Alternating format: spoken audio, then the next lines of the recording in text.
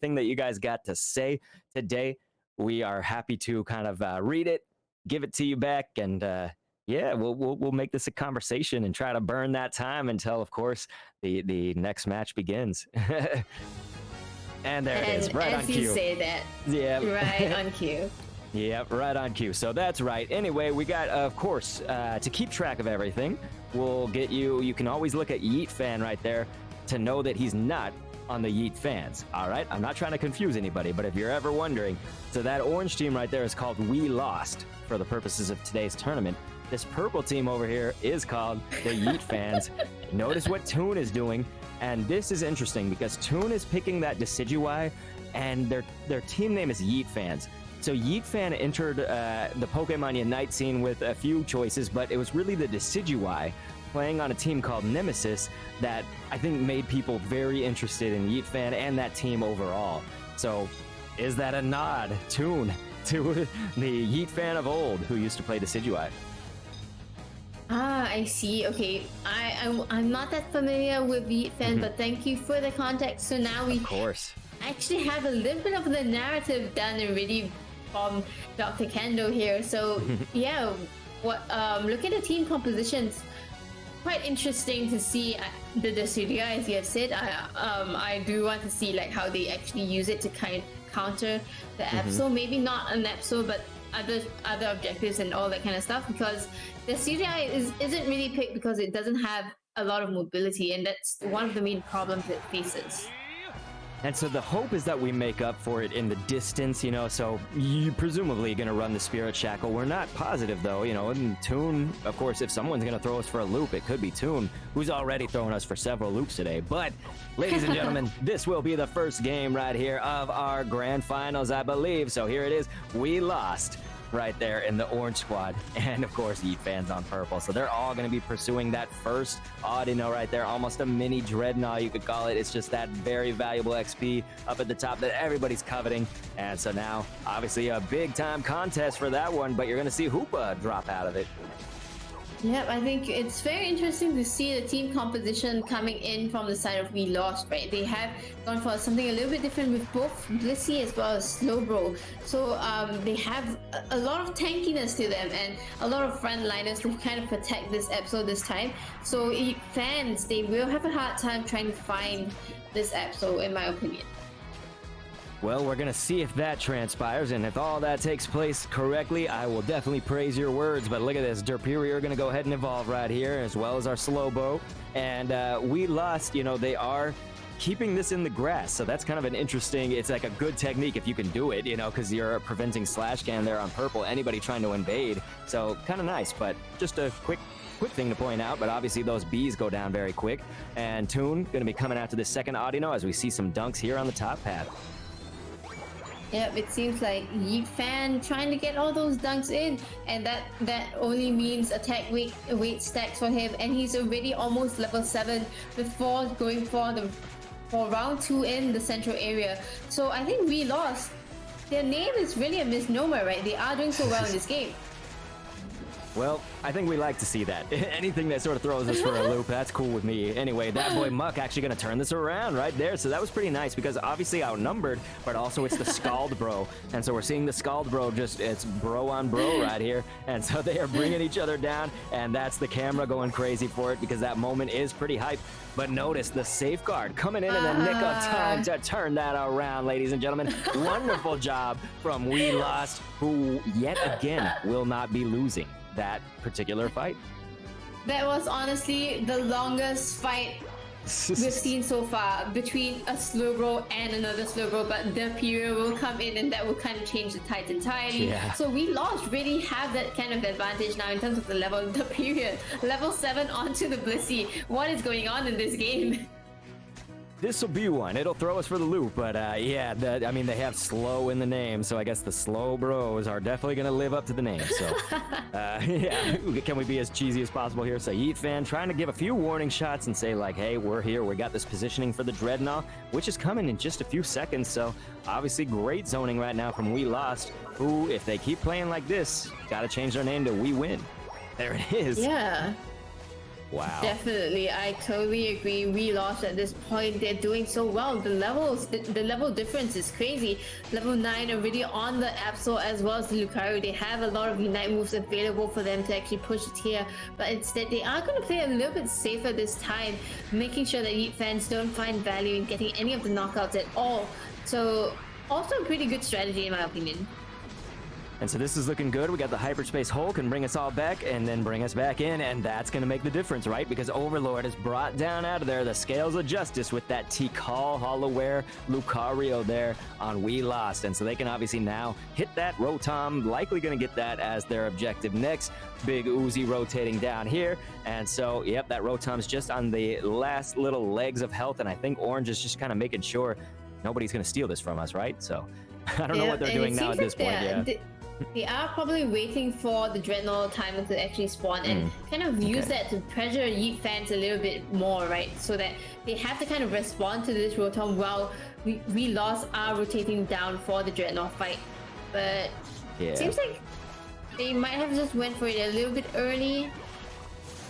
Well, I'm so glad that you pointed that out, because there is some logistics to the baiting, right? They're baiting them in here. And so anyway, we're going to actually see the Hyperspace Hole come in clutch once again and bring them back in. So that boy Muck is here with us, and it looks like Jungle Book dropping down very, very low, but we are going to see the Midnight Slash contending with this Machamp.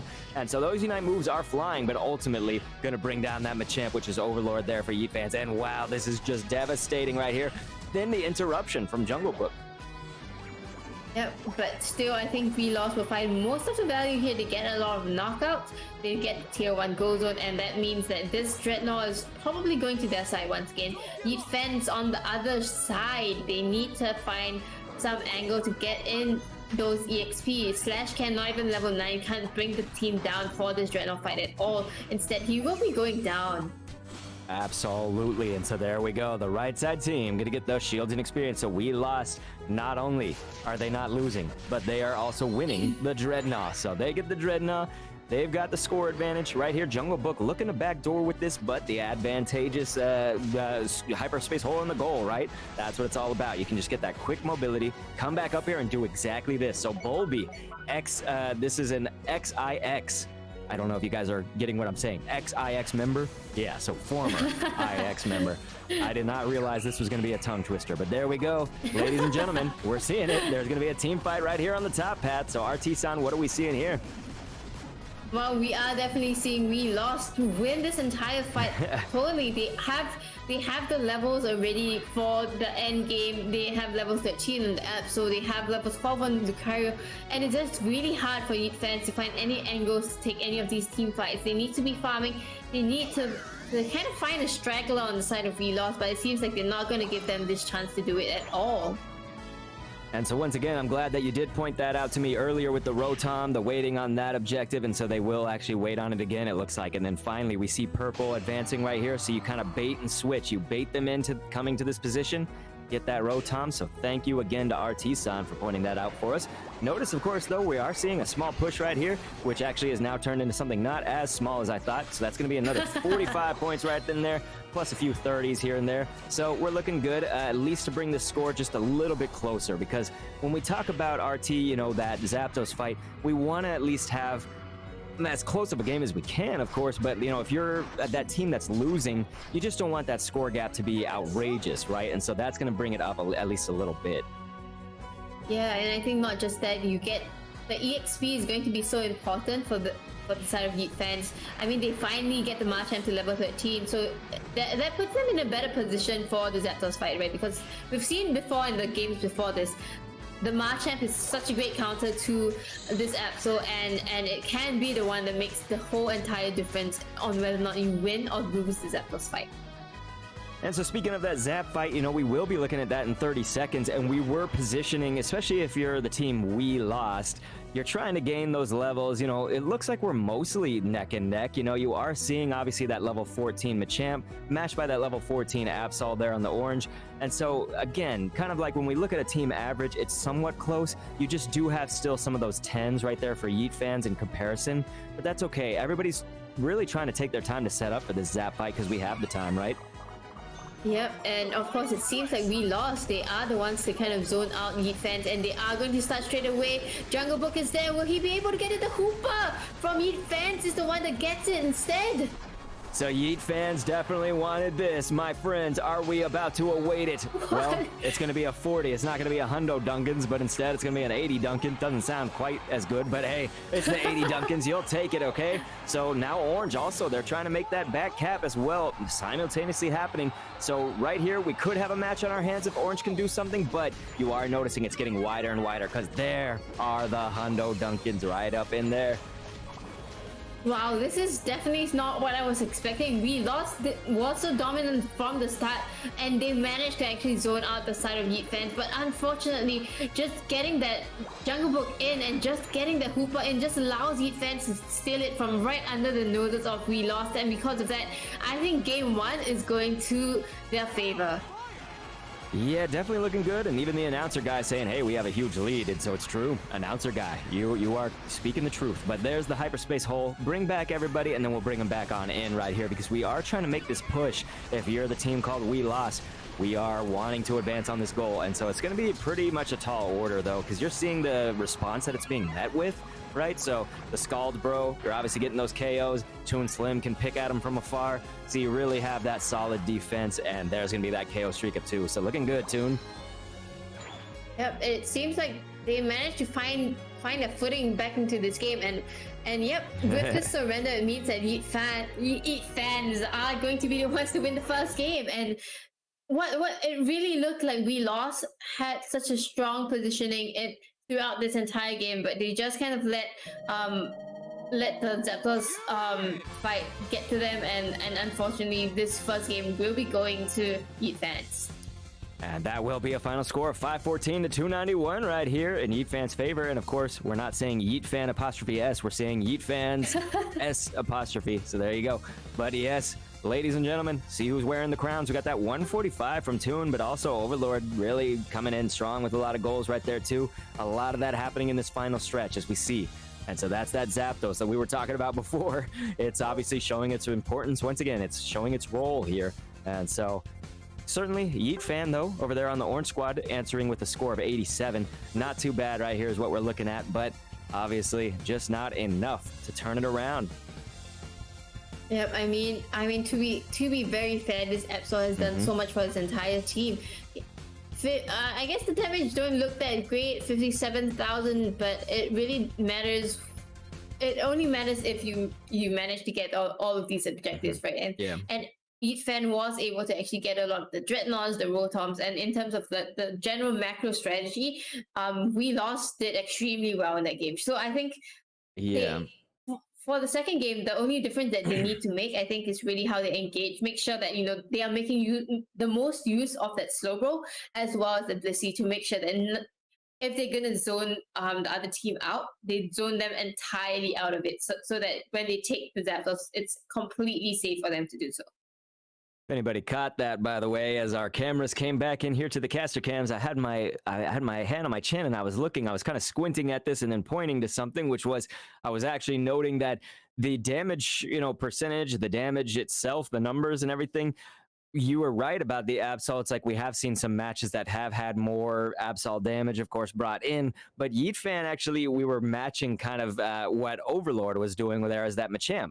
And so largely, are attacking a lot of the top path players and stuff like that, but it also just kind of came down to that they were largely evenly matched, even in the damage too. So that was really interesting. But then did you see, of course, what we left now, but Toon with that 72. So seeing 72K is pretty strong for that Decidueye. So a strong showing from Toon. So that was kind of just all that I was taking in as we came back to our caster cams, and I had my focus face on, I guess. But yep, ladies and gentlemen, we're seeing Horned Crab saying meta's in a weird place when the winning team flips the zap. It does create some crazy results, and that's what we were trying to speak about before, is just, where does this put the meta in the grand scheme of things? Well, some viewers have pointed it out, some community members, just that zap flip is just so prevalent right now.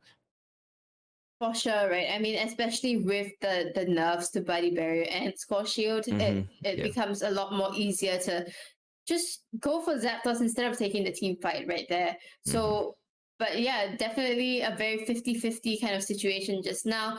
It will be nice to see if like they are able to control it even more. And yeah, I do agree that it's quite crazy to see that Toon actually managed to do 70,000 damage. But I think what's also important is that when you're against an Absol, that you take very little damage, and that was the case just now, right?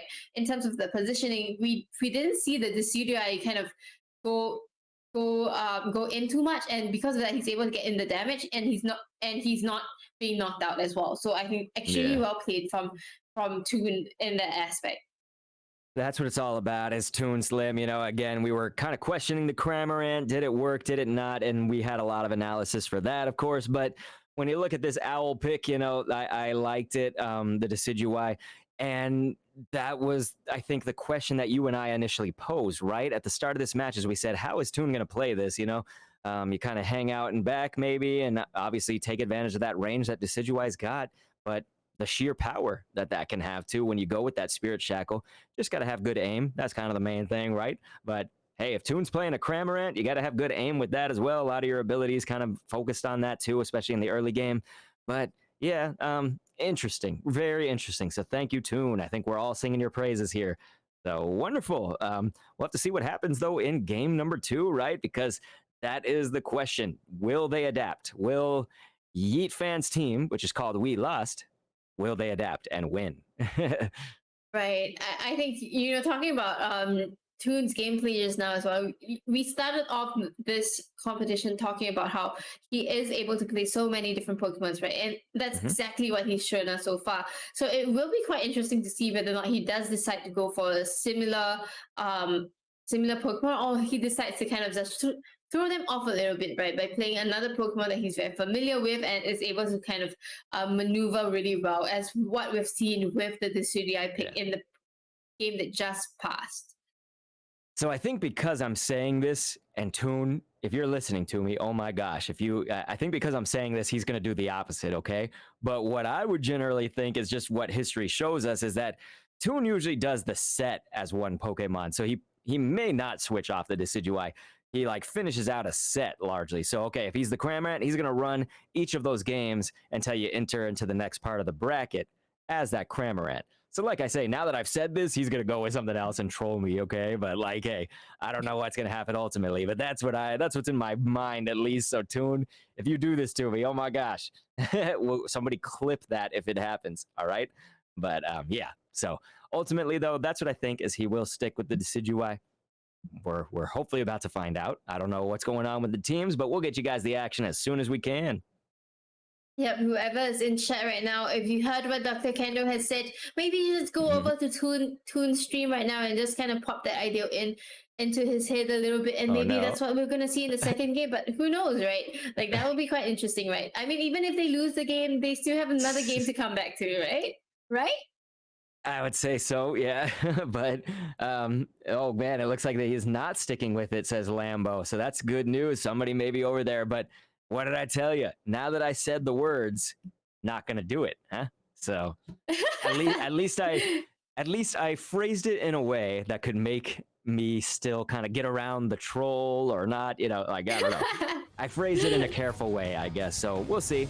If Lambo's correct, it looks like Toon will not stick with it, but now that I'm saying it, is he going to stick with it? Are we going to try to throw me off again? Let's have a look. Yeah. Let's have a look. Let us have that look. So you see green check marks over there on the left side, largely. Likely going to have JL stick with that Hoopa, yes, because I don't know if we're going to see another, you know, it's not like we're going to see an Eldegoss come out or something like that. So we do stick with the Hoopa. And Toon, going to hover over the Pikachu. On the other side. On the other side, just teasing us here on the caster's desk. What are they going to pick? I guess Uzi has decided for the Blissey, but what is Toon and Jungle Book going to go for? So, right about now, we're seeing Slash Can, of course, locked in. Uzi Overlord, they're locked in, but Toon Stop messing with me, brother. All right, there it is. So that's going to be the slow bro on slow bro right now, because you're obviously noticing we got Toon and we got that boy Muck running the slow bro game.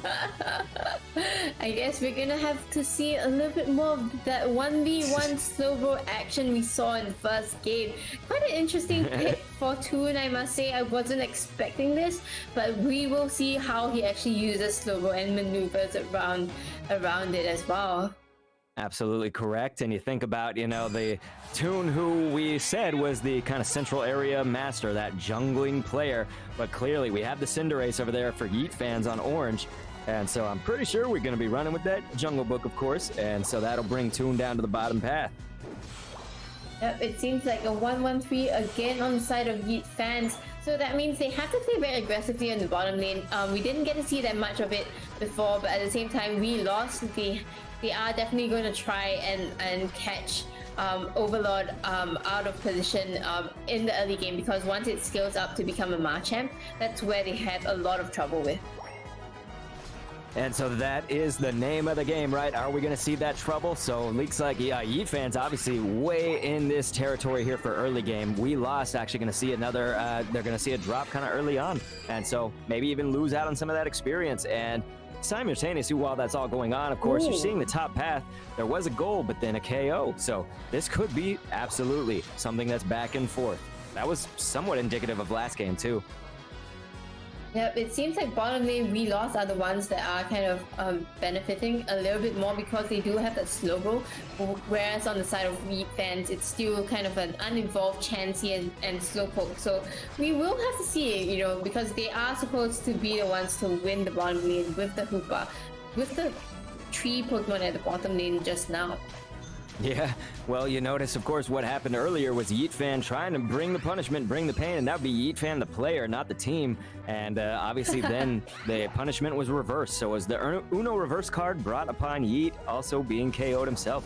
And so JL trying with that jungle invade once again, but notice who? Jungle Book actually going to be sticking with it. So we got the hyperspace hole right there. Going to teleport actually back on in right here. There was an impasse whether you do it or not at that point, and it looks like they will stick with it. So they are going to stick with the invade, but Overlord is right back in it.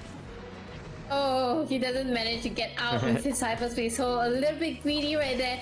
Machoke will be there to kind of answer back to him and find a little bit more value there. So YeatFans, level 7 on the Cinderace and level 6 on the Machoke. Really good positioning to be in right now. And so we like to see this, definitely close score as well. That's what we like to see, because we want to see these teams duke it out at every step of the match, I would say. So here we go, Overlord trying to bring in a little bit more of that pain, but obviously being met with the pain right back. So that's going to be 3 of these we lost. You know, a menace, right? That's a team force to be reckoned with, because they're going to be bringing down 2 of YeatFans members right there. Yep, they do have the power spike on the Lucario, already level 7, and Absol also about to reach level 9. So that means that it's going to be very scary for the side of YeatFans to take on this Dreadnought fight as they kind of rotate down with Hyperspace Hole.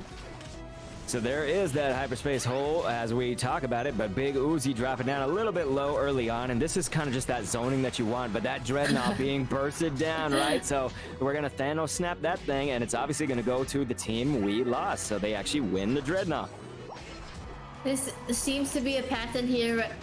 We lost, not actually losing, but you know, they are able to kind of push towards the tier 1 goal zone. They haven't actually broken it at this point, but YeatFans is kind of deep, but there isn't going to be any follow-ups for the side of YeatFans. Did you guys catch that? Yeah, we definitely catch that. And so there it is. There's going to be that 8 and now brought down to 7. It's nice. Just get that little 1 right up in here. Anything you can do to kind of bring that to where we could have a very nice overdunk in the future, right? So right now, of course, our purple Lucario there, that's for we lost. Going to be picking up some more of the, well, the KOs at least, but Bulby is just kind of going on this rampage, but now going to be brought, I think, with 2 others. Okay, so here we go. The saving grace will be Superior to try to maybe keep a little bit of pressure off of Bulby right there to keep on continuing on this path. Yep, it seems like less action happening in this game as compared to the first one, but yeah, I'd just like to bring it into attention that, you know, we lost the team composition definitely scales better in the early to mid game, but YeatFans one is definitely more towards the late game. So we've seen how they could come back in the first game, so I feel like this is the same thing that's gonna happen, right? I mean, it currently looks like we lost are in the advantage, but I think towards the later side of the game, YeatFans has the better team composition for team fights and also maybe for the Zapdos flip. Right, you definitely look at that never say never, you know, that phrase, right? But JL going in here could actually be KO'd by the Audino, you guys. And so the Audino slaps, and that's going to be a Machamp KO, of course, for what it counts like. But yeah, I was saying, you know, you got to be careful there. So JL obviously going way in the danger. They needed that JL, though, to bring anybody down who wouldn't be there. Luckily, though, we lost. They did have a lot of their members, you know, for all hands on deck for that dread fight, but it is actually going to go for them. I was going to say, but the one thing was having JL not there for that fight. So anyway, they will get it, though. They do manage to find the Dreadnought, but it seems like YeatFans are the ones to find value in getting the team fight down on their side. YeatFans, though, this always happens. Caster's Curse always happens when I say that they win a team fight. That's correct, but notice Jungle Book gonna just be barely even a second to think, I would say, because, you know, YeatFan, the player, actually just came in there with that quick burst and just in and out, you know, it was deadly.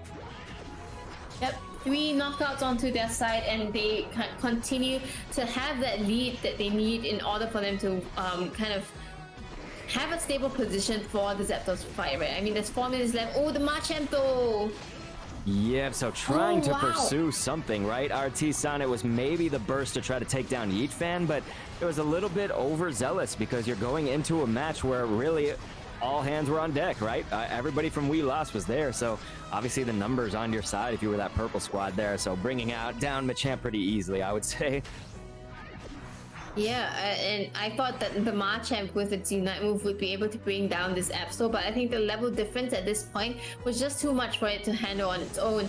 And because of that, 208 to 98, it's quite a thrashing from We Lost at this point, I must say. So it's really important that YeatFans take the fight that they can and not just engage blindly into every single fight that happens. Right, we have to think about the principles that you were discussing before about the team comp and, you know, is YeatFans really, does their composition favor the late game? You know, and that's what we could look at. The pressure's there with that Rotom, but obviously enough people basically on defense that we can take that Rotom out pretty easily, I would say, if we're YeatFans right now. But the only thing is that We Lost going to be kind of playing that. I think we saw this before where you send a Rotom and then it allows you to send basically everyone down for the Dreadnought. Now, not every single last person, because we are going to see 2 remain to defend, but left side team does get that Dreadnought. Yep, YeatFans definitely know this strategy as well. They instead push at the tier, at the top lane instead, and they manage to find a little bit of value from that. 208 to 199. The score is actually very close right now, and they managed to find some knockouts. So in terms of the levels, pretty decent on both sides, I must say, for the Zapdos fight. Yes, so we are looking to that in just about 15 seconds, but before that occurs, you got the close combat, you know, some of those warning shots. There is going to be the hyperspace hold, bring back our Slowbro here, our Toon Slowbro, right? Yeah, that's Toon Slim, and obviously bring him back into this fight with full health. You're going to need those tanks, but hey, we got the rings unbound, both teams. Anybody can come on in for that final fight right here in the final stretch. Yep, it seems like they are going for the team fight first instead of just bursting down Zapdos, because they don't want, none of the teams here want to force that kind of 50-50. And it seems like We Lost, they are taking the team fights a lot better. They managed to find 5 knockouts onto the side of YeatFans, and that means that Zapdos is going right into their hands. You are absolutely right. So I think we're going to see those Hundo Duncan, unless somebody, maybe if there was a surrender or something, but no, there it is. There's the Hundo Duncans. So ladies and gentlemen, Unite runs on Hundos, and that is the Hundo Duncans all around. So now we're looking at a game that's 714 to 199 right here. It's the math is not really in your favor, right? If you're YeatFans. Yep, for sure. And YeatFan on the Absol just being able to do so much, even at the goal zone of YeatFans. He does finally go down with a timer of 30 seconds, which is quite intense at this point. But at the same time, YeatFans, I feel like they don't really have that kind of answer or the levels to actually bring down any of the members of We Lost in order for them to come back into this game. And they're trying with that boy Muck, who will finally be brought down, but definitely made that life worth it. I mean, if you can distract them, anything is good right here. But like we say, really, YeatFans, you don't have the math. You're going to need to bring up, I was never a math major, as I said before, so I'm not even going to calculate it. But essentially, you don't have those 500 plus. You're going to need those. And then look at this. We're going to see a 56 thrown in and the portal right there. So just in case somebody wanted it, they could actually port in and maybe just score something real fast. There it is. So, yep. There it is indeed. So they increased the point lead to 900 to 217. And kind of a little bit too much right there, I must say. Maybe overdid it some? Nah. But all right, so we lost clearly. Not losing this one. So we now have a very different set on our hands because we're 1-1 right here. Viewers who like that close game, the close finals and stuff, a close set, are going to be looking for this one because we are now 1 win to 1 win with a final score of 902 for the team we lost to 217.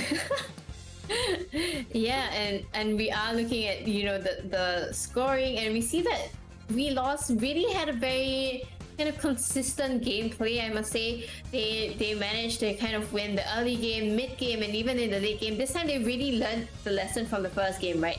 Don't be overconfident. Don't go straight for the Zapdos. Take the team fight first. We managed to find 5 knockouts onto YeatFans, and with that they get the Zapdos and they get the victory for the second game. That is right. So notice, of course, where the KOs are, where the assists are. Look at that, 17. Yeah, YeatFan putting in work, going up against the YeatFans, saying, hey, if you're going to pick my name as your team, like, I'm going to punish you for it. So it was a 17 and that 132k on the damage. Oh my goodness, that is a lot of damage, and I must say, this probably, looking at this, right, this is probably why the other team name is YeatFans, because I mean, how do you not be a fan of this guy? 132,000 damage on this app, so it's just crazy amount of damage right there. We like to see it, and like I say, a person that I think has wowed a lot of viewers as well, so not just the competitors and the pros, but the viewers that always used to love watching Nemesis. When you'd see that YeatFan pick, it was not only the Decidueye, but it was backed up by a player named Rex. A lot of you guys know Rex with Z's at the end. Rex would pick up the tree, so Trevenant would run down on the bottom path with that Decidueye, and it always just created for a team comp that no one else was using. No one else was, maybe trying to copy that and do their own thing with it. So again, good history right there. Arcway Gaming, our friends, even saying, Rex, the tree. Yeah, it's the tree. We saw some of that in the Arcway Unite blitzes of the past, you guys. So as far as what happens in this next match, well, you've now had a match where each of them have won something, so we often ask, how do they adapt to this? But both teams have been having to adapt to each of the strategies and each of these outcomes. So I think that's now the question becomes, how do you adapt on the adaptation, and how do you, turn this all around into your favor right here, become that winning team? Yeah, I think I would love to see them kind of change the team compositions a little bit. I feel like both teams are extremely comfortable where they are at, and that means YeatFans' team will probably go with the same team composition. But I do feel that, okay, at this point, looking at how YeatFans' team. Yep. We lost. Yes, we lost. I kind of forgot the name for a moment. Yeah, we've got it now. They play very aggressively in the early game because of the team composition, right? And it feels like having such a late game team composition on the side of YeatFans, right? You got it. Is quite risky because, like we've seen in the other game as well, against Team A, it's very hard for them to actually win the mid to late game. So it would be nice to see them actually change the team composition to go against YeatFans. Okay. Well, that will be the question that gets answered here in just a few seconds. And so, Toon, like we say, I covered my ground, I would say. I covered my back last time by saying, well, now that I talk about it, he's going to go with the opposite. And so, he changed it up. He didn't stick with the Decidueye last time, ran the Slowbro. But the question is, does Toon go with the Slowbro again to match it? I mean, hovering over this Aegislash right now, plus Big Uzi could be the one to steal that one. Okay, no, I don't know. Yeah, we're throwing me off here. Well, one thing I'm definitely looking towards is seeing this Dragonite in action.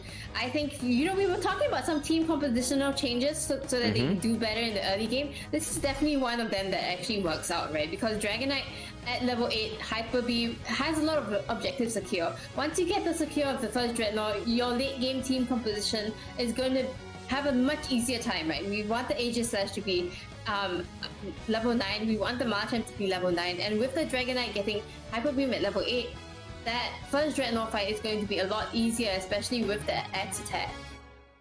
That's right. I'm glad you pointed out the X attack, because I was going to bring up that in the old days of score comp and the score shield and everything, you used to run the goal getter on the Dragonite, and it was really good for that score comp. And you just played it a little bit differently back then, but at least there's still some of these principles. We can still see some of that in action right here with Jungle Book and running that X attack. It's as you said with the Hyper Beam. We're also looking for the Draco impacts. We like to see where that Unite move can bring us, because you have that mobility with it. It can be a shocker sometimes, but again, played a little bit different than the Dragonites of old. Yeah, for sure, and it will, if it does manage to get its level 8, because I realize it's not the central aerial Pokemon, it's going to do a lot for his team, because it does have mobility as well with Dragon Dance, and it's able to kind of maneuver towards the Absol as well. So I would say this pick is pretty good. It really does depend on how they engage on the team fights. Right, and so you're seeing, of course, with the mini-map, we also can kind of get that advantage of seeing that as spectators really well, too, is like, instead of having to focus on the action. Yes, that was, speaking of the action, very, very close. We were just within 1 point each. Wow, 1 hit each, we should say. But yeah, so what I was pointing to the mini-map just happened, so that's just taken place, was they leave at least one of those wild Pokemon there in the central area, and then you're not splitting it too much. But hey, look at this. We're going to bring them down there on that top path there for We Lost. Going to drop 2 of the players. Still in this, of course, because we're just looking at about 8:35 on the clock right here. Yes, but this is definitely what YeatFans wants to do, right? They have a late game scaling team composition, and they're winning the early game. So this is extremely good for them at this point. So We Lost, they need to make sure that they don't lose out so much as well, especially onto this episode, because you need the levels in order for it to scale well into the mid to late game. Superior doing really well to slap with that, that Blissey just comes down like a hammer on you. And so here in this earlier part of the game, that's pretty nice. We are going to see, of course, the Hyperspace Hole bring people back out and then back in. And you can also see Hyperspace Holes sometimes used as this offensive. It's usually for that kind of last hit. You saw Slash Can just use it right there. Often, again, for that last hit on a jungle or something like that. But look at this. Going to be brought down, that Dragonair, unfortunately, for YeatFans. So we're going to be pushed back just a little bit, but we still have time to gain ground and, of course, wait for that Dreadnought objective. Yep, he is a little bit far from his level 8, ideally, that he wants to get before the first Dreadnought fight. So, it seems like We Lost will be able to find some value getting some of these knockouts and getting some of these dunks in as well. So, the second set of bees are going to spawn soon, but it seems like they aren't going to force out the fight so soon. Right, so Toon trying to make defensive positions, right? We're going to try to make a wall right here and stop We Lost from this onslaught, because it didn't look good, I guess, if you were YeatFans. But hey, we got the Hyperspace Holes on the goals right here, so we can try to make something happen down at that Dreadnought fight. Unless, of course, we got some people off laning. You got to see who's on which path right now and notice that it's not quite all hands on deck, but close to it. Yep, and because they do start it early, and We Lost one in position, YeatFans will be able to be the ones to find the first Dreadnought, and that gives them the level 8 onto the Dragonite, and possibly take the fight after this as well. Ooh, so you As take discussed. advantage, but yeah, We Lost right here. I mean, that was YeatFan, of course, the player.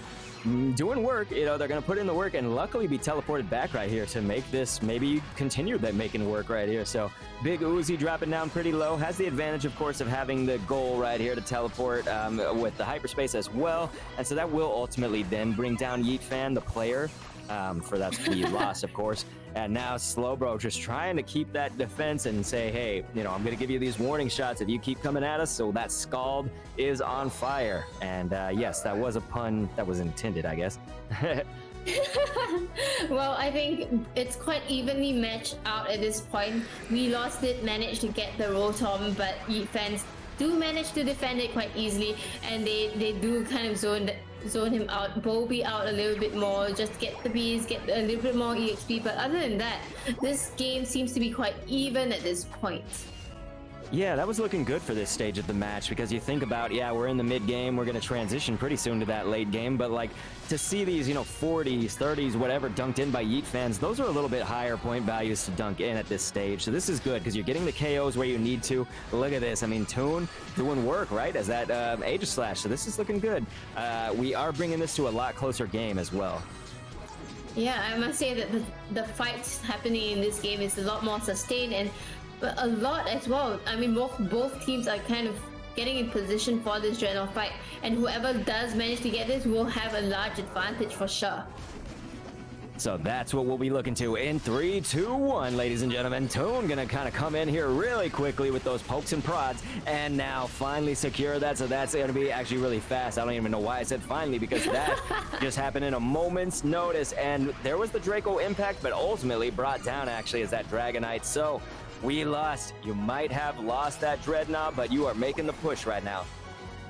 Yeah, they find lots and lots of value getting I think all of them down from the YeatFans. So it means that the EXP gained by getting Dreadnought is pretty much turned over from we lost. I mean, they have level 13 on that episode, and that is kind of extremely scary, I must say. Lucario is also at level 11, so it has its power-up punch plus, so that Unstoppable is going to be something that YeatFans will have to worry about at this point.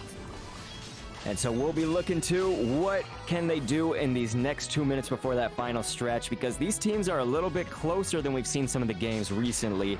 There's still a decent gap, but it's just, again, it's not by multiple hundreds or anything like that, and now made a lot closer with that 29. So again, it's like these next minute and a half approximately before that final stretch will be almost as important as that final. But there you go. You're going to go ahead and have We Lost pick up this Rotom right here. Going to maybe walk in on this T1.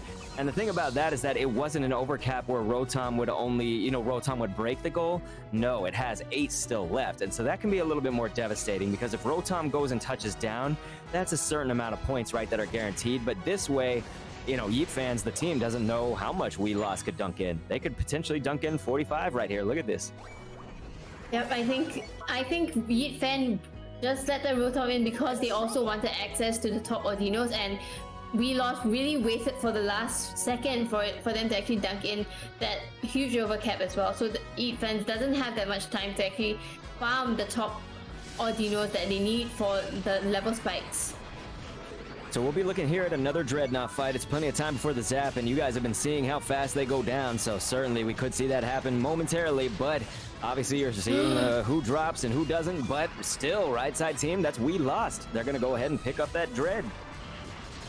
Yeah, and oh my goodness, the amount of lifesteal that Absol had just allows it to survive, but then not long enough for this Dragonite to actually get in the knockout on him. And I think both teams are at the levels that they need to be for this Zapdos fight. It all just comes down to the positioning of them, and Jungle Book is going in straight away to get that ideal positioning. So positioning, along with just our mechanical, our actual skills, you know, at this point, you know, it's going to be our physical and mental skills here. There we go. There's the Rings Unbound. That's often something that starts out these team fights. Look at that. Toon is going to drop right here. So YeatFans, you're losing Toon, who had a lot of that damage potential, but right now, we're not out of this yet, right? Because there's going to be a slow beam, but a lot of the other Unite moves, they usually drop at this point. So there's the Draco impact. You saw the Aura Cannon, but it looks like YeatFans is going to lose several of their members, and yet another. And I think, you know, catching Toon out first was such a great way for them to start the team fight. Because of that, they are able to find the other players from YeatFans, and with that, they managed to get the Zapdos. And you know, your Hundo Dunkins is gonna happen pretty damn soon. There you go. So that is it. The Hundo Dunkins, as she said, and we even have some 84s right up in here. So, you know, you get a few AO sliders there with your coffee at Hundo Dunkins. Ladies and gentlemen, Unite runs on Hundo. So there you go. At this point, RT-san, you know, we have about a minute left in the match. We don't know if the surrender will come out, but could they actually do this? I don't think so.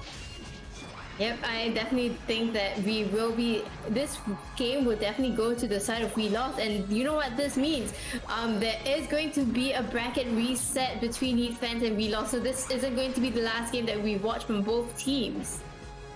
Ultimately, right now, I think, something to also just focus on, of course, is this.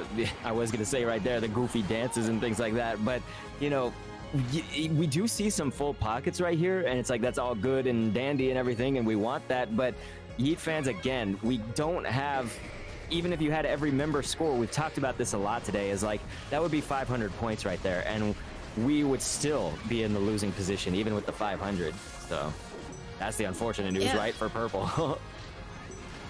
Yeah, and wow, this is quite interesting to know because YeatFans did win we lost in the upper bracket just now, but in this case it was a 2-0 and now it's a 2-1 on the other side. So it's definitely interesting to see like how the next few games will actually go. Yes, brutal, ladies and gentlemen. So in the chat, definitely give some love to your favorite team or to both of these teams. But look at that. That's going to be a final score of 785 over there for orange to 266 for purple. A very dominant performance, I must say, from we lost. Look at the score graph. They consistently kind of win every single part of the game, from the early to mid to late game, and they also get most of the rotoms. It doesn't show here which dreadnought they got, but they did manage to get, I think, 2 out of the 3 dreadnoughts, and that kind of gave them enough level advantage for them to actually pop off and dominate this entire game.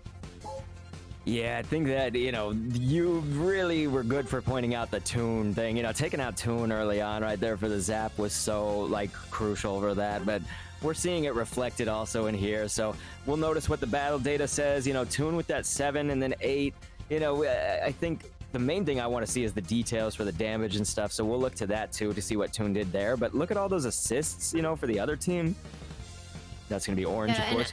There it is. Definitely look at the 121,000 damage on YeatFan. Yeah. That's crazy. That's like 2 games in a row where it's past 100,000. And I must say though, I did kind of like the change to the Dragon Knight by Jungle Book, but unfortunately we just didn't get to see it pop off as what we would like to have, right? I mean, we were talking about how the Dragon Knight must be level 8 before the first Dreadnought, but it wasn't the case, and they weren't able to kind of capitalize on that Hyper Beam early in the game, and because of that early scaling didn't come as soon as they could, and I think even in team fights, I didn't see that much impact from this Dragon Knight.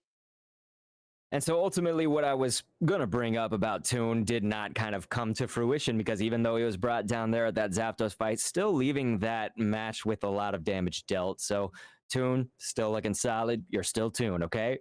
You have not been untuned. So wonderful job. Again, feel free in the chat to chime on in and cheer on your favorite team as we look to see what's going to happen next, because this could now be anybody's tournament. Right, for sure. So yep, so we are going to go for a short break. Let the teams kind of recuperate and kind of re-strategize again for, the grand finals that we will be seeing, because there is going to be a bracket reset. So yeah, have a short break and we will see you guys soon. Welcome to Pepper. When companies need a social media presence, they go to Twitter or Facebook. When they need to create and publish content, they go to YouTube or Instagram. When they're ready to create an esports community, they come to Pepper. Pepper is a platform for building esports competitions and creating communities. We connect organizers, gamers, and brands to create the ultimate gaming experience. In just 10 minutes, an organizer can start to build an esports community and set up a live or online tournament for any number of gamers anywhere in the world. With tools to manage registration and fee collection, prize distribution, sponsorships, and all of the details needed to create competitive tournaments in one place. Creating a community has never been easier. Hours of pen and paper scribbles, spreadsheets, and email threads get traded in for one streamlined platform designed for pros. With Pepper, gamers can discover tournaments and events that offer cash and prizes for games they love to play. They can register and invite friends, and can even challenge them for extra side prizes, which adds more dimension to every match. After every tournament, cash prizes get deposited into the gamer's Pepper wallet. And every gamer's skill rating is adjusted so they can show their friends in the community after a win. and so organizers can create more competitive matchups informed by gamers' real-time skill levels. For gamers, when there's something on the line, tighter competition means a better gaming experience. This all lives on a simple platform that connects every user and interest. Sponsors get a direct line to their audience. Companies can open merch shops. Gamers can challenge, support, and direct message each other. And most importantly, tournament organizers and gamers can locate each other with ease, constantly learning and improving the experience for the next competition. Pepper, upping everyday competition.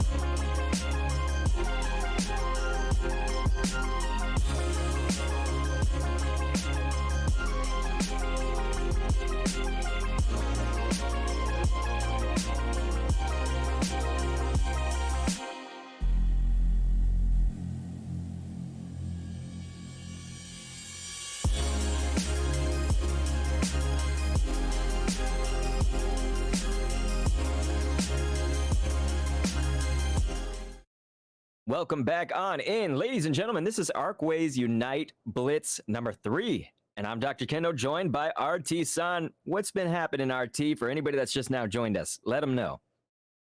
Oh, I think we just had very intense gameplays from all the way from the upper semis, the winner finals, loser finals, and grand finals. Now, not to mention that this is actually a bracket reset because we lost actually won, and because of that, we are going to have another best of three. And I think I'm just really excited to see the gameplays that they have against YeatFans.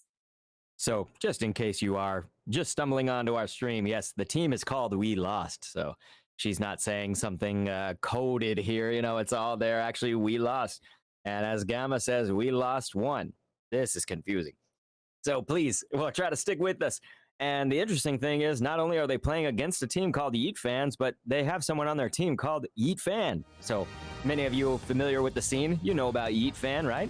Anyway, we're going to see that pick for the Absol right back up here. So YeatFan rolling with the Absol again. This is going to be, very indicative, I think, of what this team has done so far in the tournament, I would say, because we still see that Slowbro, still see the Hoopa, of course, and the Blissey. Yep, it seems like this is the team composition that they have brought in from the very beginning of this competition. So this is the team comp that they're going to use to end it off as well. But on the other side, though, they have been on the other side on YeatFans' team. They have been rotating Pokemons quite a lot, especially with Toon, right? Toon has played, I think, 4 or 5 different Pokemon so far already. And it seems like they're going for a different team composition this time as well. So Toon has just mere seconds, and he will lock that in. So we go with the Slowbro on Slowbro action, but notice Overlord with the Zarina here. And we have Greninja entering the fray. Yeah, not to mention Jungle Book actually going from the central area Pokemon to a support Pokemon, so it's a completely different kind of strategy going into this game, and I think that might put YeatFans' team a little bit off as well, so maybe that's the strategy that they are going for. And we should credit Lambo in our chat earlier was saying Uzi is playing off-roll. He's normally a jungler, so normally in that central area, now finally gets to answer to that with that Greninja play. So, Lambo, you're either hearing somebody say this stuff already or you were right on the money, man, because that is what it looks like is going to happen right here. So big Uzi here for our central area. And obviously joined by, we have Absol on the other side. I shouldn't say joined by, but yes, Absol, that's YeatFan for We Lost in the central area for purple. Yep, I think these are massive changes, and because this is a new set of best of 3, they're able to kind of experiment with this and see whether or not it's kind of a strategy that works or not. And even if they do lose this game, they are able to kind of reset for the second game and see, which of the strategies they kind of want to bring back. So it's going to be quite interesting to see. Bulby dipping really low right here for We Lost, but luckily going to make it out with that life still intact. And so Overlord, a big Uzi kind of sent back on like, hey, let's just kind of reevaluate. We'll take a step back, get some of this experience, just as Derperior is looking to do right here. To get that Blissey, we do need to evolve here pretty soon. So that's going to be looking good pretty soon there for the bottom path, because we do have that answered already back from YeatFans. The team has their Blissey already. Toon actually caught off guard, dropping very low, but you're that Slowbro. You get the potion, you're good. That Slowbro can tank so much. Look, still in this fight. Yep, I think, wow, this is incredibly well played. I think We Lost actually had a very good initiation on the side of YeatFans, but then afterwards, YeatFans, they turned the tide with the range that they have on this Greninja or Frogadier at this point, and they are able to find some values in there, get some knockouts, and get some dunks in as well. So good start for the side of YeatFans. Definitely agreed, and so we'll see what they make of this, because we now are just about 8 minutes on the clock right here. A little bit, 8 and some change, but we're going to be looking at the Dreadnought coming up in just about a minute. But before then, we obviously have a lot of opportunities to try to get KOs, get experience, and just make things happen to move the needle forward for your team. So that's what's all going to be taking place right here. But Uzi using that grass right now. Yep, they were spotted, of course, from that. So YeatFan also in the grass. Oh, both of them going on to each other. YeatFans will be the ones to go down, though. Just too squishy, I must say. And Greninja with that range is able to poke at him without getting into grave danger, I must say. And that's before the second bee spawn. So very good. Once again, towards the side of YeatFans, they are having a really good start at this point. And of course, we emphasize that's YeatFans, the team, you know, it's not the player, because that's going to get confusing, of course.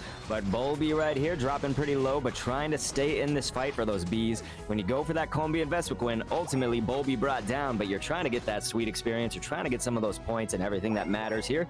But there's a hyperspace hole on the goal from YeatFans, the team, and then we're going to see it answered right back from We Lost with a few dunks in along the way, too. So now both teams can go for the Dread with all hands on deck, except for that slow bro over there for purple. And isn't that Toon, I believe, if we have that? No, Toon was on the orange. Okay, so I'm getting my head mixed up here, but that was that boy Muck.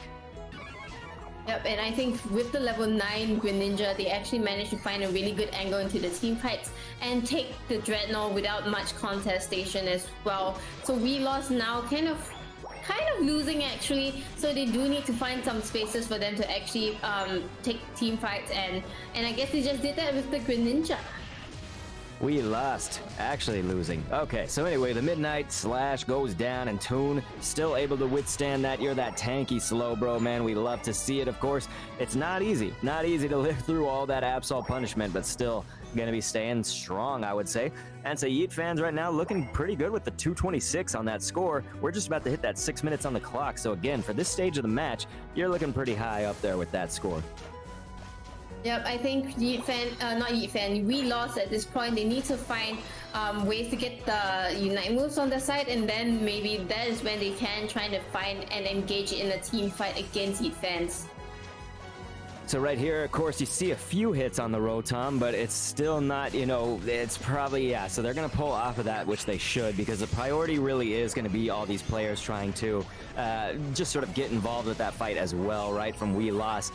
Then when the coast is clear, that's where you start making comeback maybe for it. But notice, of course, on our mini-map, we are seeing Absol for We Lost is trying to get up in there and will be KO'd. So actually that Rotom now free to go for YeatFans, the team. Yeah, and they do manage to get the Rotom, so they are going to push towards the tier 2 goal zone of We Lost. Ooh, they initiate with the Unite move from Greninja, and that brings out 2 Pokemons. Serena comes in to clean up the rest of them. They break the tier 2 goal zone around the 5 minutes mark, so very strong and dominant positioning as well as gameplay from the side of YeatFans, the team. You saw YeatFan, the player, not to make this confusing, getting very, very low there as well as that Absol, but really played it cool, I would say, because a lot of those Midnight Slashes kept them in. A lot of the pushes were just made appropriately, and so good job also to We Lost. So kind of both teams giving it their all, I would say, right now, but one clearly ahead by score. Anything goes still, though. We still have 4 minutes and 20 seconds with that Dreadnought going to the left side team, which is We Lost. Gonna be winning that Dreadnought.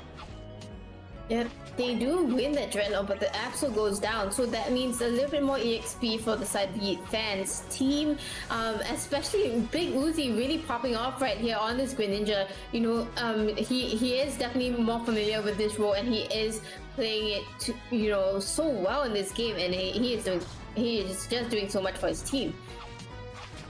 So right now, Big Uzi getting the buffs right here, and then we'll be probably making some moves, of course. You're gonna really have those full pockets pretty soon.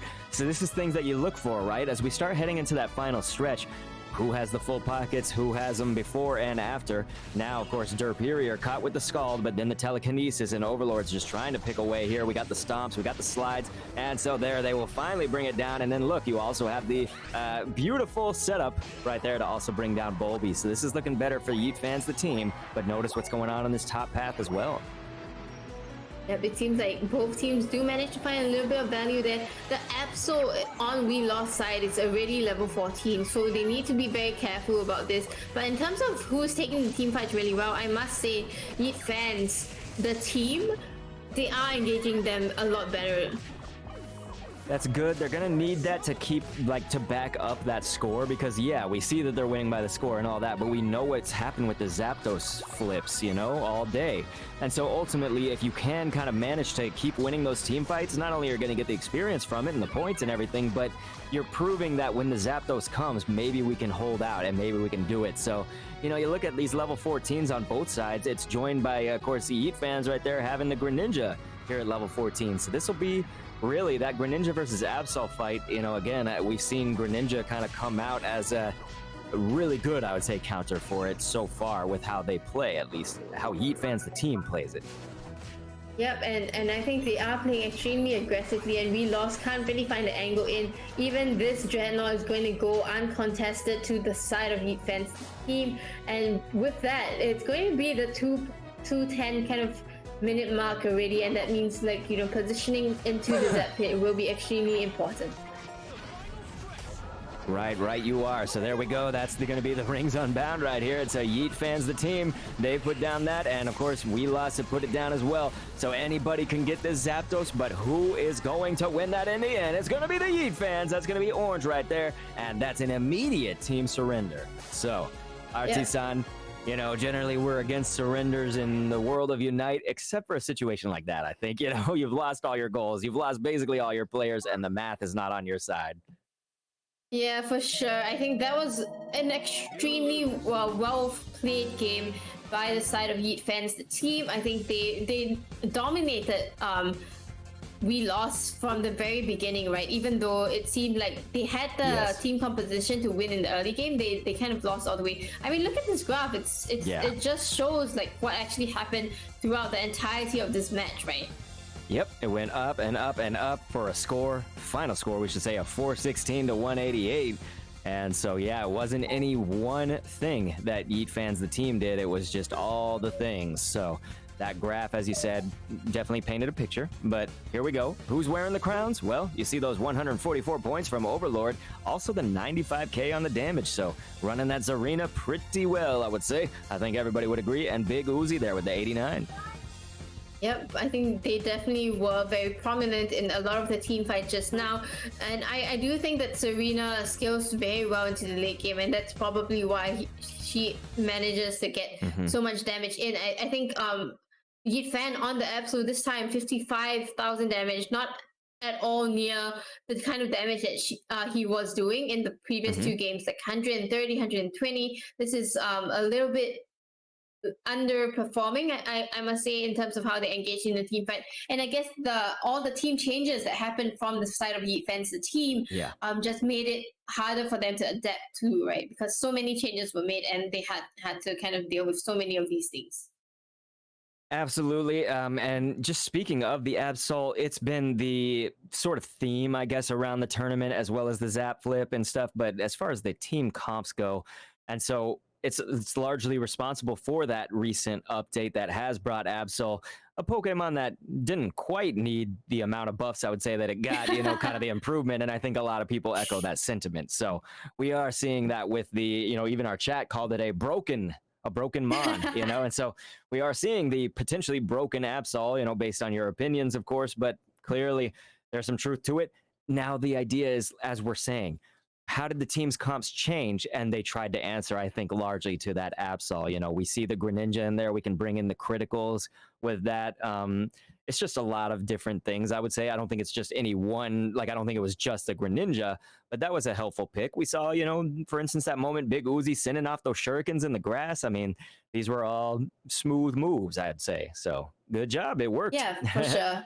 Yeah. Yeah, I think it's been really nice to see YeatFans team just coming out with different ways to counter this Absol, and some of them worked a little bit better than others. I mean, the Cramorant didn't really work, and they tried out the Aegislash, they tried out the Greninja, they tried out so many different things, the Dragonite as well, and it's pretty interesting to see, right? It's nice to see them experimenting in Arcway Gaming's Unite Blitz 3, right? In this meta, and finding ways to kind of counter this entirely broken Pokemon that a lot of people have been talking about and trying to get some changes on.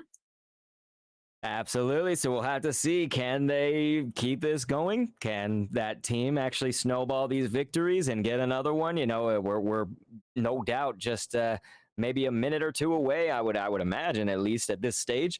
Lots of stuff going on behind the scenes, as you guys know, or maybe don't, in the viewers' chairs as well. Go ahead and say, whichever team you're going for. We love to see it, in the chat and everything. So we'll try to read those off, unless we don't have time to burn. But hey, right now we do.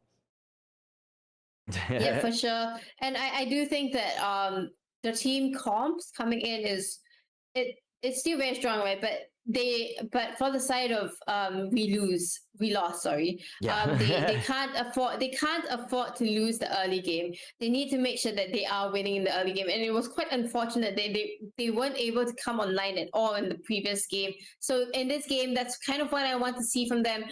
Just being able to get a better positioning in the early game, such that they are able to kind of snowball, especially with that Absol that we've seen before, doing 130,000 damage. I feel like we've seen it before. We definitely can see it again, and that's why we want to see as well. Well, time will tell, of course, but that's a good analysis of just what we would want to see this maybe sway in either direction, of course. But ultimately, you know, I would say that the last kind of question is, and maybe we've already gone over it a little bit, but what does this team do now? Even though they've won, what does YeatFans, the team, what do they do to just kind of keep this momentum going? Because, you know, you might have to look at some of these picks right here, but we can only imagine. Do you think that Absol is actually going to change? That's the question. Will YeatFan over there on the other side actually pick that Absol still? Yeah, so there. So now you just respond to that. The green check mark right there just confirms it once again, and I think YeatFan has been doing so well with the Absol, it doesn't make sense for him to change it at this point in time. And of course, I think on the side of the other team, YeatFans, the team, they are probably going with the same team composition, because I think that the first game has been a stomp for them, and they know how to kind of like maneuver around the team compositions we lost. So, of course, just for it to not be a jarring experience for the viewers or anything, but just remember we have switched sides, so the colors will switch once again, and so that means, obviously, YeatFan over there for the team we lost, going to be on the orange this time, and YeatFans, that's the name of that team, going to be on the purple. And so, yeah, like we say, they're sticking with that Greninja, and it's the Ninja Greninja. Yep, this Grenin has done so much for his team just now. Just always being able to find the Absol, and not just that, initiating the fight with its Unite move, dealing so much damage to an area of effect, and just being able to do that allowed them to kind of win the entire game through all of these team fights. And I feel like this is what we want to look out for in this game. So you've just heard it, my friends. That's the ready go for this match. Starting buzzer, if you want to call it that, but we obviously see the formation already taking place. Generally, it has been the 1-1-3 for most of it, but look at what's happening. We're going to see that invasion from Hoopa. It's once again going down, so you might actually see on that mini-map right there, that's going to be Orange Hoopa on the side of We Lost. JL going to be playing the invasion. Need to make sure that he is able to land the Astonish really well. It seems like Big Uzi is not going to have any of this at all. Jungle Book is back here to kind of respond to him and bring JL down to a lower HP. Doesn't manage to get him down with the Magician, bring him the Citrus Berry to heal back, but it seems like he find value in other places. That's the thing that will come in clutch for you. You know, you use that Magician, you can honestly use it so much in the game, and not everybody thinks to do it, but certainly if you're doing that jungle invasion, that was the key, right? Because we would have seen a drop down if JL would not have gotten that Citrus. So again, looking good. But anyway, We Lost right now. They do have the rotation with the hyperspace hole, and it's actually sending up most of their members right here for this top path. Yep, a slightly different rotation is what we've seen before. And YeatFans, once again, they find so much value. They knock out the Lucario just now, and they knock out the Lucario again, without bringing down any of their Pokemon to the side of We Lost. So they have the advantage again in this early part of the game. So We Lost, they need to be very careful. They don't want YeatFans to actually scale so soon. And so notice JL right here, maybe making another attempt at the invasion, because we want to take the buffs. We were trying to stall the Greninja. That's kind of the obvious play right here. Now we have that hyperspace hole to bring us back and then bring us back on in. And so JL, definitely applaud the effort. It's just, it is a bit hard, you know, and you also have Jungle Book now also kind of licking at you from behind right here. So it's just, you know, props to JL for doing this, but wow, that hyperspace hole is not in the best spot, is it? Yeah, just a little bit out of access and not enough time for him to reach there as well. But at the same time, We Lost did manage to distract them. YeatFans a little bit. They find some value in the top lane and might be finding a little bit more as well. Yeah, this is looking good, Yeet fans. You're going to go ahead and push them back. We lost, at least push them back some and get some of those KOs, drops. And there's a hyperspace hole that was on that goal that timed out with good timing, basically, for if you're Yeet fans. So right there, you can see they could dunk in these 30s. There's 11. These are all pretty big point values for this. So this is nice. And so the hyperspace hole was down, but obviously bring down that hoopa once more. And we are on a roll right here. So anything can happen still, of course, but you're seeing a pretty masterful play so far, and Dreadnought coming in about 7 seconds. Yes, and what I also noticed is also this episode at level 8. He might be reaching level 9 soon, and that he has just reached it, and that means Unite moves for the first Dreadnought. And so, yes, we are going to see that first Dreadnought being attacked right now. It is a bit of a contest and going down actually slower despite, this is still actually quick for a Dreadnought, but a little bit slower than we've seen for this whole tourney. And that'll ultimately go to We Lost, which is the name of the team, of course, who wins that Dreadnought. Right side team. Yep, and the Slowbro manages to get 2 knockouts. The Absol as well with 2 knockouts, doing so extremely well for his team. Just being able to get another one on the Serena will give them the tier 1 go zone. And that's right. That was really, again, that's one of those examples of just pushing very far and everything, the aggressive play that we've talked about, sometimes players being overzealous and things, but really well played, I would say, from We Lost. And so right now at 149, they are sitting at the goal advantage, the points advantage and everything, but ultimately, this is still a close match, I would say, especially entering into about the mid-game right now. Yep, I think the YeatFans team do have the levels for a good team fight, but they need to find the right engages, and this might be it. You are right. There's going to be the engage, and so let's see. So YeatFans trying to push them back, and right now, though, it's just kind of dominoes, right? It's like one team falls, and then there's another set being put up, and then they fall. So there you go. YeatFan trying to get these scores, but did you notice Rotom actually was kind of picking away at it? Surprisingly, YeatFan, the player, though, did have plenty of time for that, so luckily they were just kind of able to say, all right, get off me, and then score that in. So now they'll get the Rotom, and looking good. Yep, this Rotom, if they decide to push, I think they won't decide to actually push it in because they might want to save the Unite moves. I say this and they just go entirely in for this. YeatFan with the Unite move being expensed over here. Might be overextending a little bit though. The Serena will be the one to bring it down, so I think this Rotom will not be going in as well. So not much value on the side of We Lost, and in turn, this Dreadnought is going to spawn soon, and they are trying to find this aggressive positioning to make sure YeatFans, the team, doesn't go in. That's right, if it wasn't confusing enough, people. But anyway, we got the hyperspace, I'm so sorry, the rings unbound from both of these Hoopas. Gonna be able to bring in those portals, so anybody can hit this Dreadnought now, and both teams do. Gonna go back to right side team. So that's, once again, We Lost. Actually going to be winners here, but you are going to notice there's going to be people dropping on both teams, ultimately then to go ahead and favor orange once again. Oh wow, yes, a lot of exchanges actually happening with Slowbro once again getting a KO streak of 2. This is some carry Slowbro that we're seeing in this game, at least. Both sides do manage to find some value, and both looking at the levels, a little bit more advantages to the side of We Lost, but I wouldn't say that YeatFans is that far off anyway. That's right. We're looking pretty solid here on both teams as far as the levels go, and that will matter when the Zapdos comes into play.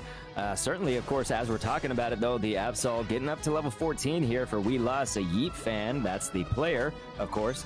Level 14, looking good. We have a little bit of time also to get to level 15 and maybe beyond, but here we go. So notice this, it's going to be the stomp, but then the Midnight Slash comes in for that save for Absol. YeatFan, though, dropping pretty low. That's the player, but no, will be saved right now. Can he actually escape? That's actually going to be a yes until being met with, of course, a Greninja on the other side. This Greninja did so much for his team. And this fight doesn't seem to be ending even until now. And once again, I keep seeing the Slowbro getting a KO streak of 2, and I just find it so fascinating in this game. Yeah, we're seeing the Scald Bro too, so definitely for anybody that's just now joining us, if you have not stayed up to date basically with their the updates and stuff for the game, Scald has just become a lot more prevalent. I'm going to be honest, RT-san, I actually still kind of favor the Surf a little bit, but maybe I don't play Slowbro enough or the game enough in my own matches to really make the distinction. But hey, Anytime that they kind of bring a new move into prevalence, sometimes I'm happy about it, you know, so kind of keeps a fresh experience on the game. Yep, and I think, you know, slow roll with the scout, it just does so much damage actually. And I think it goes very it goes very I think it feels like people kind of underestimate how much damage it's able to do, and the utility that it brings as a tanky frontliner, just being able to poke down some damage. That's definitely a great point. We are seeing a lot of full pockets right now, though, on that orange squad. So we lost. You know, if they get a Zapdos, we're going to be eating Hundo Dunkins once again. You know, you're going to be getting that coffee, getting your Hundo Dunkins, right, for everybody, because there's going to be the Rings Unbound here in the final stretch, and that will be right side team. So just like we call it, we lost. Unless there's a surrender or something, we were going to be eating Hundo Dunkin, all right? So RT-san, it looks like that boy Muck going to start us off. Hundo Dunkin. Unite runs on Hundos, and there they are.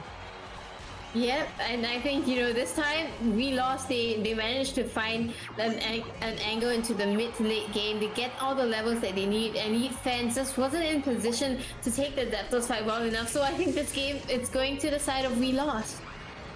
That is absolutely right so far. I mean, if you had really, again, the math we like to talk about, but never mind, because the opposing team is going to win this because of that surrender. But I was going to say, you do have actually, you know, you have like 1 minute and 17 seconds, I think, was when that surrender happened. And really everybody on purple would have to have the 50s, and you'd have to, you know, it's a lot of kind of ifs, like, right? You know, it's not a perfect setup for that, but they could have come back if they had that. But that's a very, very big if. So that's why we see a final score of 522 to 113.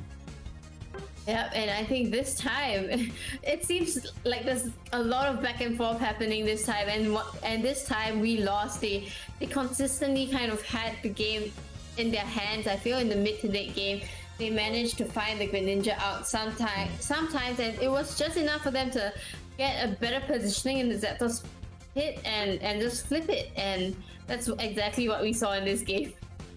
Yeah, that's always the thing you wonder is like, okay, that team, you know, did really well with that Greninja that time, so are they going to do really well again? And clearly, you know, we can see that, what's their team called again? We lost. So yeah, they're going to actually turn that all around in their favor now. And so we kind of have this back and forth, you know, adjusting here, you adjust there, and you just get this tug of war, I guess we could call it, right? Because each side is just getting their victories here and there. So yeah, RT-san, I mean, that's generally what we say, especially from the viewer's perspective, I would imagine, but even as casters too, like, we want to see close games, we want to see them be intense, and, you know, here's equal minds, equal bodies meeting together to, you know, hopefully one of them's got to win eventually, you know, so we don't know who's going to be, but now we got a 1-1 again in that bracket reset. Yep, so it means that we are down to our last game, and whoever wins this will be the winners of the Arcway Gaming Pokemon Unite Blitz number three. Number three. So yeah, I think we've seen the strategies work from both sides, right?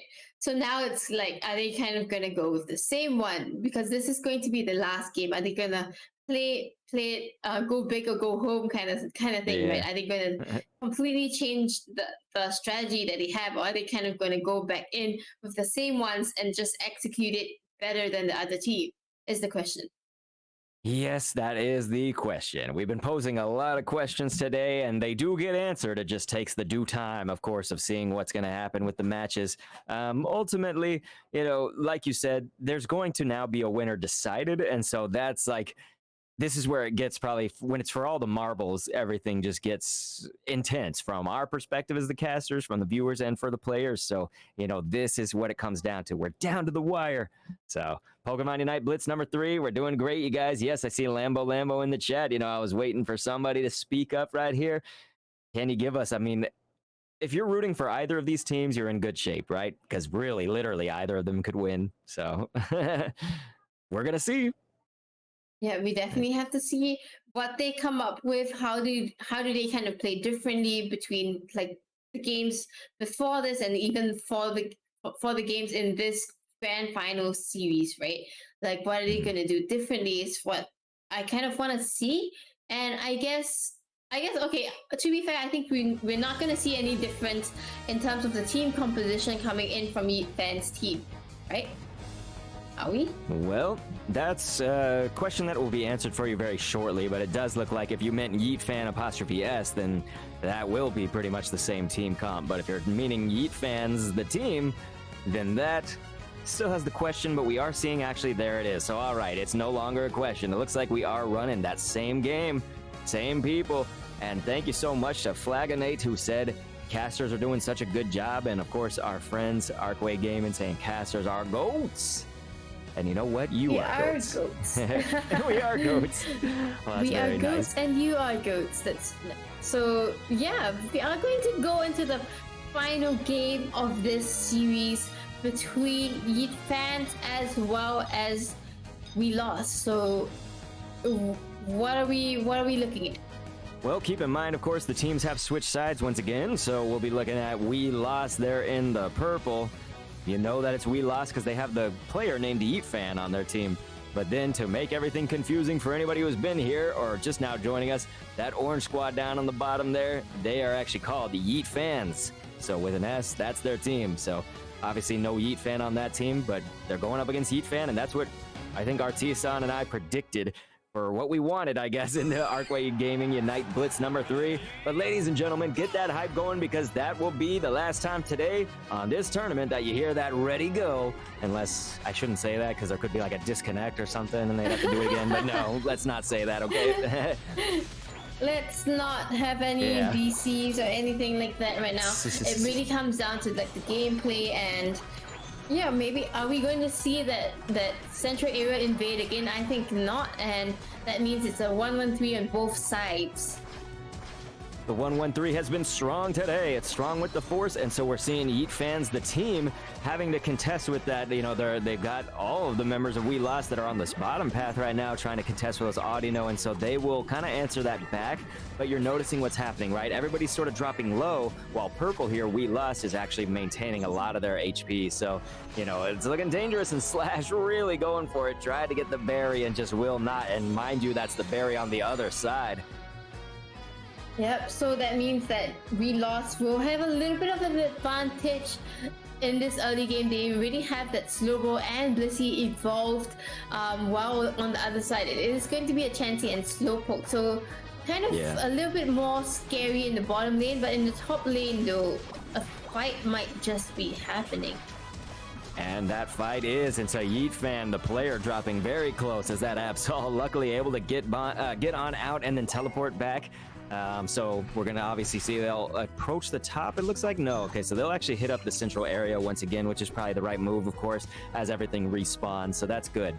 Just getting my bearings here, ladies and gentlemen, but we have Toon Slim ready to evolve right here. So we just need that one more KO, and it looks like that's going to be the process for a lot of these players. And so we're going to see those evolutions, those next steps. And really that is indicative because we're about to hit this 8-minute mark. And obviously you'll be looking at that Dread in about a minute after that. Yep, and looking at the macro plays, Hoopa from We Lost actually going into the side of YeatFans' central area to kind of disrupt it a little bit. Make sure it doesn't get its level 7. It gets a knockout actually. So this is going to be quite big for the side of We Lost. They are doing exactly what they need in the early game to kind of scale up. Absol already level 7, and I think this is a very good start for them. Overlord, you can see this is a dangerous situation, but luckily backed up by Big Uzi. And then the good news for We Lost is that they did have that hyperspace hole well timed. Are going to kind of teleport back in here and maybe test the waters, it seems. But, you know, that may not always prove to be the best thing unless you can be saved right here by your Absol. Again, with the very clutch hyperspace hole going down, and that will actually turn into the favor of We Lost. So a wonderful series of events right here to make that your actual team fight victory. Yep, I think if I were on the side of YeatFans right now, I would just give up this bottom lane, make sure I don't lose too much EXP, right? And try and find other ways to get EXP and farm, because they look to be quite under-leveled at this point. And it seems like, they aren't actually going to go for the Dreadnought as much, and instead the Greninja will be around trying to get in some dunks and farm around instead. Yeah, and you're also seeing it on the mini-map with that slow bro, too. We can't forget, even just dunking in a little 5 right here, you know, they're probably picking up some points. It looks like that we're on the ground. So you pick up that AOS energy, get another 5 in, and then also take the Dreadnought. So that's going to be pretty intense, you guys. So well played by YeatFans, but it's kind of that more risky, high risk, high reward that we were talking about before. Yep, and they are definitely reaping the rewards, as you say so, right? Overlord just getting some of the knockouts that it needs with its Unite move as well. And Uzi once again going in, finding even more value for his team. You saw how many attempts that took for Overlord to drop in that 40, but finally will dunk that in, luckily, as this arena. So looking good. And again, this is YeatFans at 111 now, as we're just about to hit that 6 minutes. YeatFan, the player, getting that quick 12 while everybody's teleporting back and then back on in. And then YeatFan gonna drop low, but not without taking out that Greninja, because yeah, that was definitely tough. That crit right there just did so much damage to Uzi. I think he wasn't expecting that kind of damage, and neither were we. And because of that, we lost. They are able to get the tier 1 goal zone and come back into this game. So that's right, we're going to see now YeatFans trying to get some of these scores in, but also Dat Boy Muck doing a good job of just kind of diversifying those hits. We're going to hit you, just try to stop all these scores until backed up by the rest of the team, right? So we lost, now has a few more players coming in here, and it looks like that will ultimately be the bringing down that Zarina for YeatFans. Brutal. You say that, and at the moment you say that, Absol goes down as well, and YeatFans finds a little bit more value there with that knockout over there, and they are probably going to be able to take the Rotom and then try and force out a fight at the bottom Dreadnought with Hoopa's Unite move. So there it goes. Finally, we will see that Rotom be taken. That's going to be that 174, and you're calling it correctly because, of course, there goes the rings unbound. So it's that step-by-step. Right here we go. And so we also see, of course, Zarina pulling out the Queen, isn't it the Queen's Descent? Ascendance. I'm getting everything wrong. I'm so sorry, everybody. All right, here we go. Let me get reset right here, okay? So this is the Dreadnought fight right now. We are way down below 50%, so there we go. That Dreadnought is now going to go to the left side team, and that it's just been a match of kind of unexpected Dreadnoughts, I would say. Very nice egg bomb coming in from the period. I think none of us was really expecting that, but great job. I think YeatFan team didn't have the Unite move right there, so they really needed to engage in the team fight first if they wanted to assure themselves that Dreadnought, but they decided to go for it, and instead they lose some value because of it. And so now with the hyperspace hole on the goal, it might be that we lost, just need some more backup, right? Because we did see Slowbro up there up top, and so that boy Muck can come in and help with that. So that was really well timed, I would say, because you're also noticing who dropped and who didn't, right? Nobody dropped until now, right when I say it. So there you go. Anyway, that's going to be another hyperspace, and that'll bring them back to base and potentially bring you back in. Okay, so no, Blissey will actually take the jump pad, and so right now we're looking at a game that is relatively close, I would say. You know, if you're looking at a score of 100 to 174, we have the final stretch to come, but still a lot of time before then to make a few more dunks.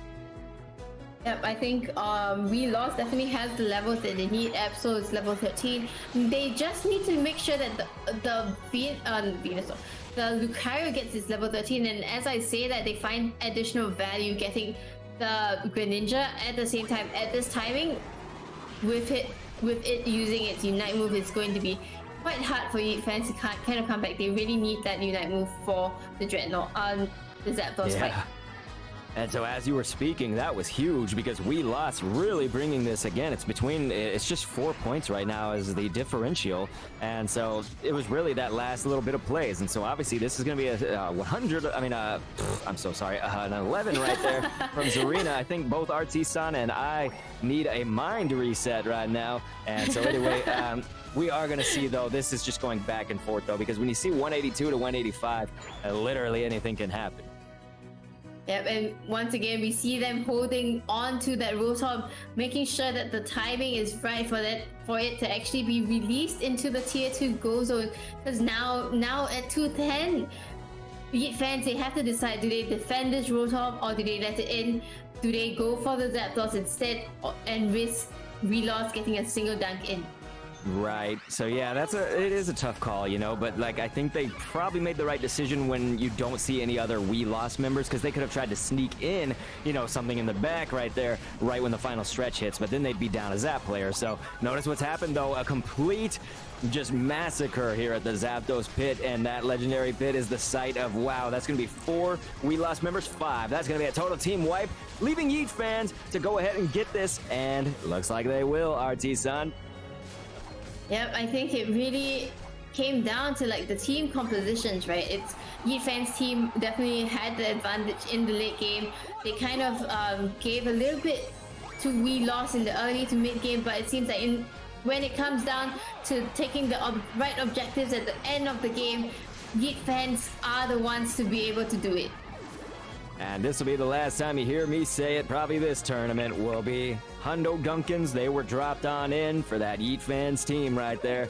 And Unite really did run on Hundo Duncan. We'll see if they got, you know, just under a minute. They are trying to send this assault to the goal, but again, you need some of those full pockets. We're seeing score values of 28, 29, 21, and 35. You know, these are not the math that you need, if that makes sense. So we'll bring it a little bit closer. We just have to see what's going to happen in these next 40 seconds. Yep, it's a 5v3 at this point. I'm not entirely sure if it's enough though. We Lost are going down like flies, and you know the score, it's a bit hard for them to actually come back. I think this game is definitely to the side of YeatFans, and congratulations for being the winners of Arcway Gaming's Pokemon Unite Blitz number 3. Well deserved, definitely well fought for both sides though, because when you looked at that, that was a very close game for a lot of it in the mid game, a lot of it in maybe the mid to late game as well. And so we'll see those breakdowns coming up pretty soon, but there it is. There's all the taunts and the fun things you can do when you're winning, right? Even our spectator cam is having fun with it. So right there, that will be YeatFans, ladies and gentlemen. And as RT-san is saying in the chat, DAM in with the dam. So all right, you guys, that's going to be 685 as that final score to 328 right here. Yep, this is definitely, look at the jump right after getting Zapdos. They were a little bit behind in this game, but with the Zapdos, they're able to come back entirely, and congratulations once again. Definitely true. So yeah, like we called it, I think we kind of already said what needed to be said about the picture of this game, because that's what we were looking at all game, where the score was relatively close for the most part at each stage, right? Beginning, middle, and then the end is where it really turned around. So clearly everybody's gotten a vision of that, and so right here, wearing the crown is going to be Overlord as well as YeatFan, matching each other almost here. We got those 10 KOs over there for Overlord, YeatFan with the 11. Looking solid, everybody, but here's where it is. The damage, 109k from Overlord 98 TV. Insane, my brother, on that Zarina, but then YeatFan with that 88. Nothing to scoff at, nothing to sneeze at, right? Yep, I think both sides did so well, and I mean there were so many great games in this competition. Not to mention the fact that we actually went into the grand finals, right? Because of the bracket reset, and I think you know both teams it shows that they just really want to win this. They definitely did, and we like to see that, so thank you. There's Assassin Nathan said, as the kids would say, sheesh. So good job throwing in a few of those last words right here for us. So we really appreciate it. We're going to go ahead and sign out. Just by the way, do want to emphasize, again, following Arcway on Twitter, please. You know, it's all right there for you in that about info. So the Discord, the Twitter, do any of that stuff. Join one of these tournaments yourself, okay? Like this would have been a great time to join if you're thinking about it, you know, with all the roster shuffles and things after the regional finals and the people taking breaks, you know, it would have been a great opportunity. But anyway, I'll go ahead and just end off by saying, of course, I've been Dr. Kendo, and I'm of the Pokemon Master Kendo channel. So that's the Pokemon Unite esports style commentaries. You guys can find me on YouTube, of course. And I'll go ahead and pass it off to RT-san to talk about where can we find you, and then can you throw us out? Right. Thank you once again for the invitation to be here.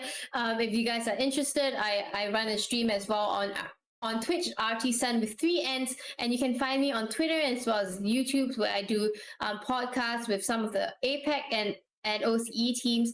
So yeah, those are the places that you can find me at. And yeah, once again, thank you guys so much for letting me be a part of the Pokemon Unite Blitz 3.